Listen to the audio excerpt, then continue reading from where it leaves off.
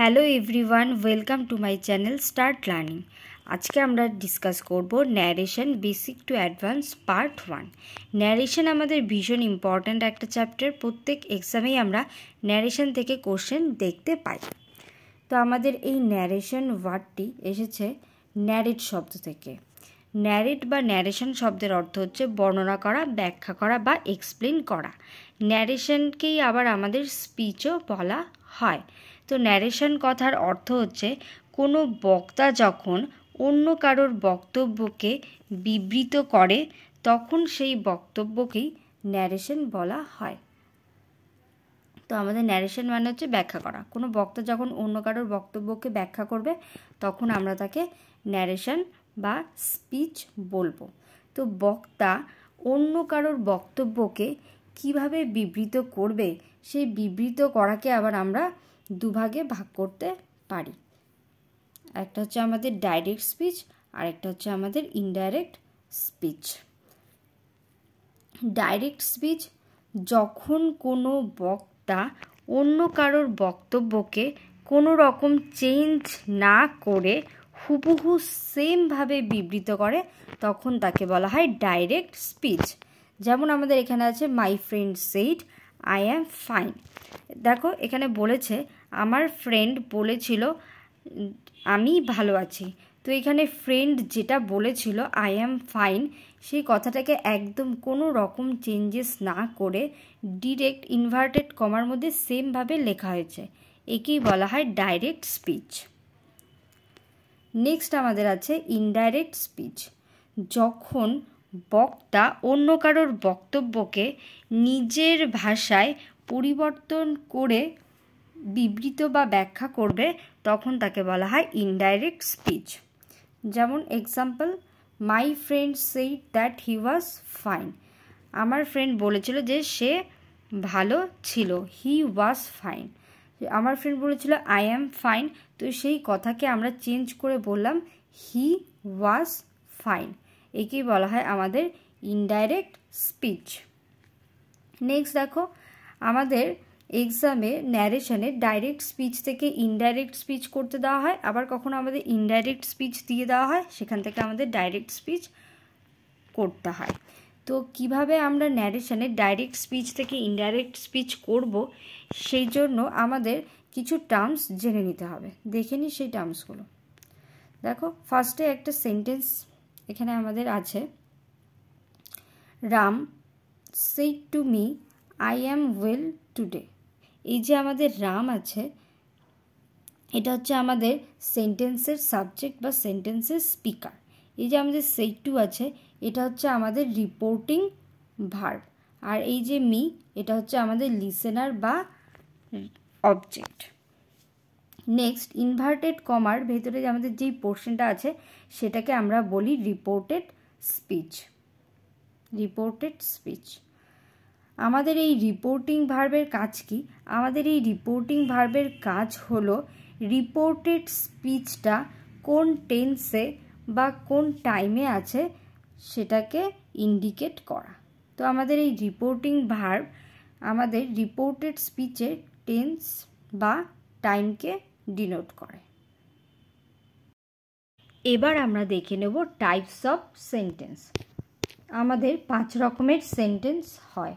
একটা হচ্ছে assertive sentence, interrogative sentence, imperative sentence, optative sentence আর এক্সক্লেমেটরি সেন্টেন্স। ন্যারেশন করার জন্য আমাদের প্রত্যেকটা সেন্টেন্সকে ভালোভাবে বুঝতে হবে, কারণ আমাদের প্রত্যেকটা সেন্টেন্সের জন্য ন্যারেশনের আলাদা আলাদা রুলস ফলো হয়। তো প্রথমে আমরা দেখে নেব অ্যাসার্টিভ সেন্টেন্স। অ্যাসার্টিভ সেন্টেন্স বলতে আমরা সেই সব সেন্টেন্সকে বোঝাবো যেই সেন্টেন্সগুলো আমাদের নর্মালি কোনো রকম ইনফরমেশন দেবে। সেটা হতে পারে কোনো রকম জেনারেল আইডিয়া, কোনো thought, habitual action, universal truth, কোনো সায়েন্টিফিক্যাল ইনফরমেশন। আর অ্যাসার্টিভ সেন্টেন্স আমাদের শেষ হয় ফুল স্টপ দিয়ে। Next interrogative sentence. Interrogative sentence বলতে আমাদের সেই সেন্টেন্সকে বোঝায় যেই সেন্টেন্সের মধ্যে কোশ্চেন করা হয়, কিছু জানতে চাওয়া হয়, তাকে বলা হয় ইন্টারোগেটিভ সেন্টেন্স। আর ইন্টারোগেটিভ সেন্টেন্সের শেষে এই কোশ্চেন মার্ক সাইন দেখে আমরা বুঝে যাব যে সেটা আমাদের interrogative sentence. Next imperative sentence.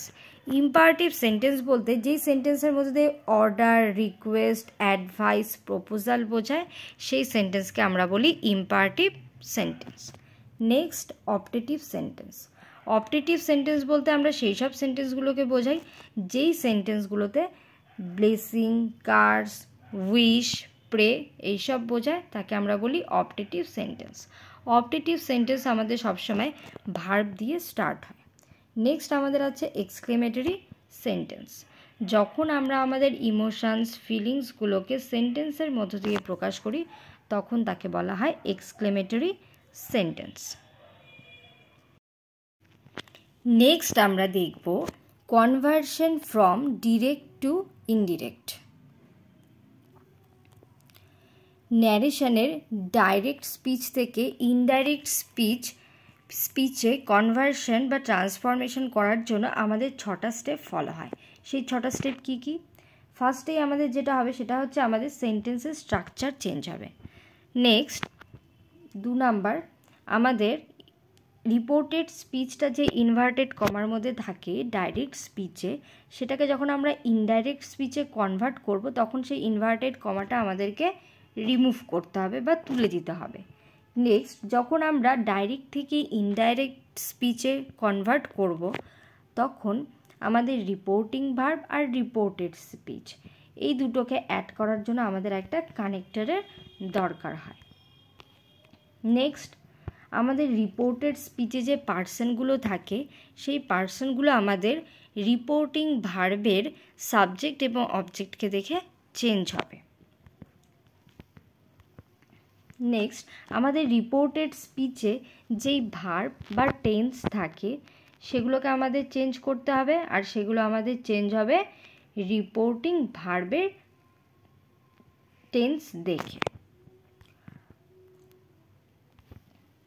Next আমাদের রিপোর্টেড স্পিচে যদি কোনো টাইম, প্লেস থাকে তবে সেগুলো আমাদের রিপোর্টিং ভার্ব ওয়াইজ চেঞ্জ হবে। এবার আমরা দেখে নেব অ্যাসার্টিভ সেন্টেন্সে ডাইরেক্ট স্পিচ থেকে আমরা কিভাবে ইনডাইরেক্ট স্পিচে কনভার্ট করব। তো অ্যাসার্টিভ সেন্টেন্সে যখন আমরা ডাইরেক্ট থেকে ইনডাইরেক্ট স্পিচে কনভার্ট করব সেই জন্য আমাদের কয়েকটা রুলস ফলো হয়। তো দেখে নেব আমরা সেই রুলসগুলো কী কী। ফার্স্ট রুলেই যেটা আমাদের আছে সেটা হলো রিপোর্টিং ভার্বকে চেঞ্জ করতে হবে। তো রিপোর্টিং ভার্ব কিভাবে চেঞ্জ হবে? যদি আমাদের ডাইরেক্ট স্পিচে সে, সেইস বা সেইট থাকে তবে সেটা ইনডাইরেক্ট স্পিচে গিয়ে নো চেঞ্জ হবে। যদি আমাদের ডাইরেক্ট স্পিচে সে টু থাকে তবে ইনডাইরেক্ট স্পিচে গিয়ে সেটা টেল হবে। ডাইরেক্ট স্পিচে সেস টু থাকলে ইনডাইরেক্ট স্পিচে টেলস হবে।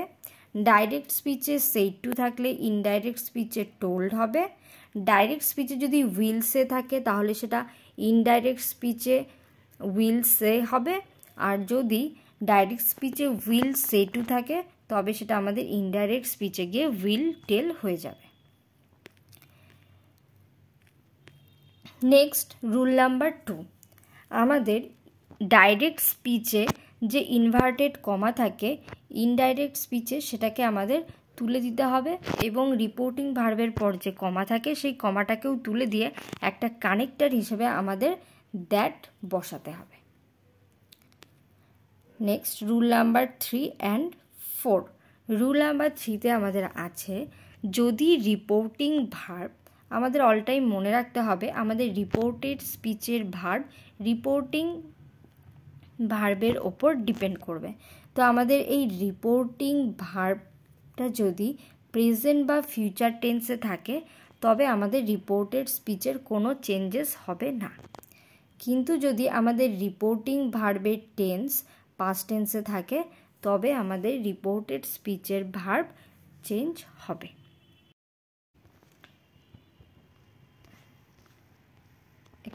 এখানে দেখে নাও, রিপোর্টিং ভার্ব যদি আমাদের প্রেজেন্ট বা ফিউচার টেন্সে থাকে তাহলে রিপোর্টেড স্পিচে আমাদের কোনো রকম চেঞ্জেস হবে না। যদি রিপোর্টিং ভার্ব আমাদের পাস্ট টেন্সে থাকে তবে আমাদের রিপোর্টেড স্পিচ চেঞ্জ হবে। নেক্সট আমরা দেখব চেঞ্জ অফ প্রোনাউন্স। রিপোর্টেড স্পিচের প্রোনাউনগুলো কিভাবে চেঞ্জ হবে।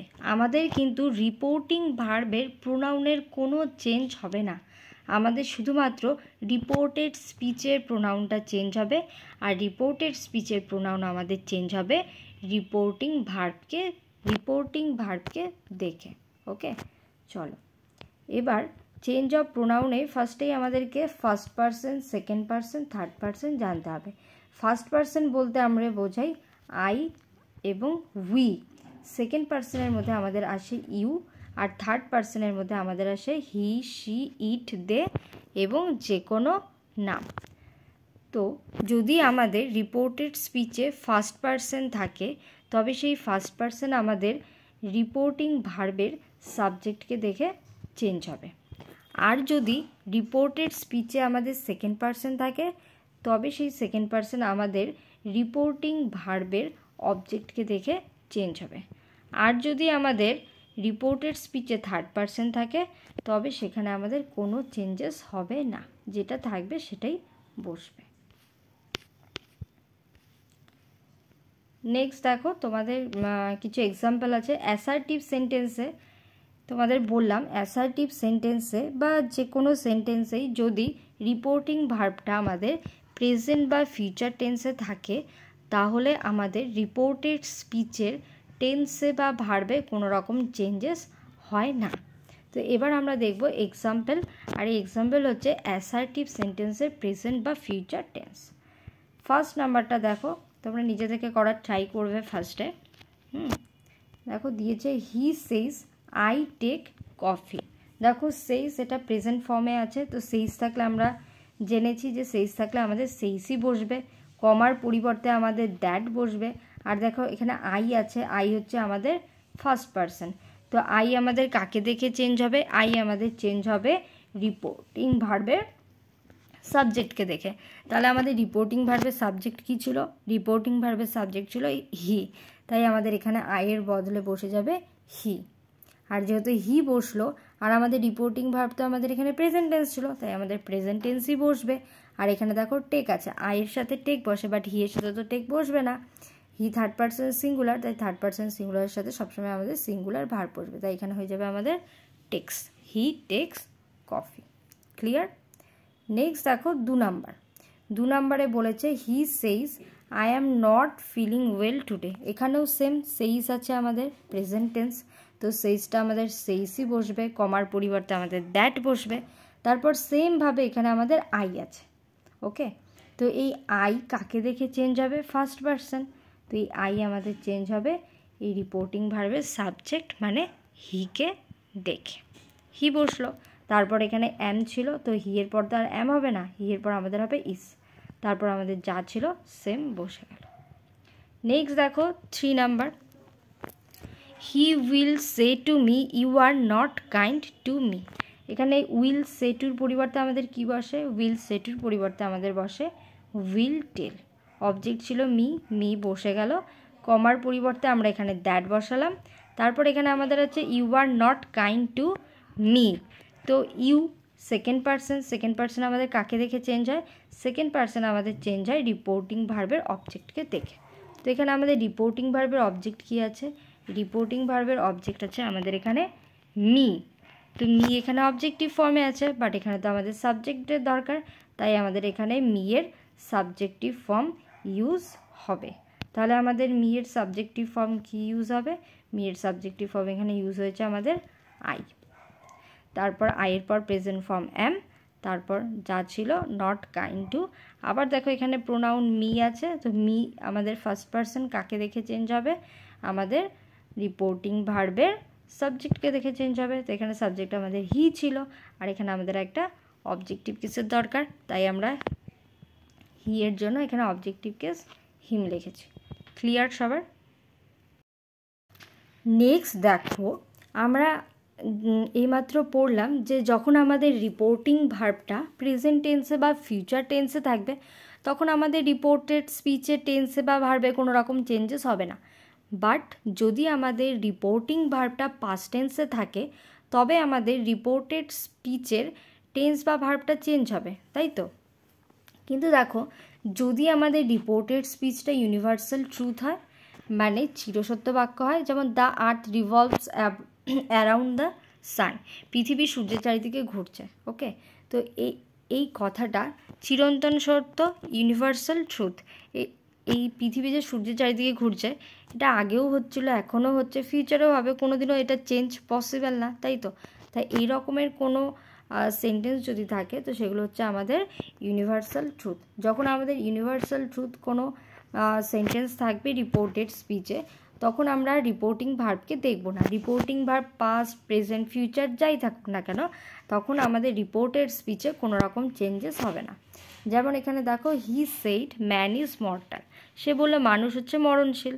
তো ম্যান ইজ মর্টাল এটা হচ্ছে আমাদের একটা ইউনিভার্সাল ট্রুথ, কোনোদিনও চেঞ্জ হবে না। ওকে, তাহলে যখন এটা আমাদের ইউনিভার্সাল ট্রুথ, তাহলে আমাদের রিপোর্টিং ভার্ব আর দেখবো না। দেখো এখানে হি সেইড আছে, সেইড হচ্ছে পাস্ট টেন্স, তো পাস্ট টেন্স হলে আমাদের এখানে ইনডাইরেক্ট করার সময় পাস্ট টেন্স হতো, বাট যেহেতু এটা ইউনিভার্সাল ট্রুথ সেই কারণে আমাদের রিপোর্টেড স্পিচে কোনো রকম চেঞ্জেস হবে না। দেখো হি সেড হয়েছে, কমার পরিবর্তে দ্যাট হয়েছে, আর যেহেতু এটা ইউনিভার্সাল ট্রুথ সেই জন্য দেখো ম্যান ইজ মর্টালটা ম্যান ইজ মর্টালই বসেছে, কোনো রকম চেঞ্জেস হয়নি। নেক্সট 4, 5, 6, 4, 5, 6-এর অ্যান্সার কী হবে এটা তোমরা কমেন্ট বক্সে কমেন্ট করে অবশ্যই জানাবে। ওকে, এটা ছিল আজকে আমাদের ন্যারেশনের পার্ট 1-এর ভিডিও। যদি তোমাদের ভিডিওটি ভালো লেগে থাকে তাহলে তোমরা অবশ্যই ভিডিওটিকে লাইক, শেয়ার এবং কমেন্ট করবে। আর ন্যারেশনের সেকেন্ড পার্ট পাওয়ার জন্য তোমরা চ্যানেলটিকে সাবস্ক্রাইব করে পাশে থাকবে। Thank you.